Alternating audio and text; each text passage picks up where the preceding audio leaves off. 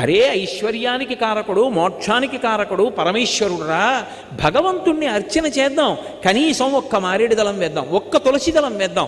ఏకేన తులసి మాత్రదలేనా పినరోత్తమ పూజయేత్ భక్తిభావేన తంరక్షామి ఇతి మత్పణ అంటాడు వెంకటేశ్వరుడు. ఒక్క తులసి దళం చాలరా, నా పాదాల మీద వేస్తే మురిసిపోతానన్నాడు. అసలు భగవంతుణ్ణి అర్చిద్దామని అనుకోడు. రాజీవలోచన పూజింపనొల్లక రాజదైవంబని భ్రమయువారు. విష్ణు సహస్రనామ స్తోత్రం వచ్చా అండి నోటికి అని అడిగారు అనుకోండి, 60 ఏళ్ళు వచ్చినా రాదు. నేను ఒకసారి ఒక విషయం చూసి తెల్లబోయా. ఒక ఆయన చక్కగా విభూతి బొట్టు అన్నీ పెట్టుకుని వచ్చారు. నేను కళ్ళజోడు డాక్టర్ గారి దగ్గరికి వెళ్ళాను, ఆయన కళ్ళజోడు డాక్టర్ గారి దగ్గర ఒకరికన్నా ఎక్కువ మంది ఉంటారు. అప్పటిదాకా పరీక్ష చేసేసి అద్దాలు రాస్తూ రెండో వాడిని పిలిచేస్తారు. కూర్చున్నాను.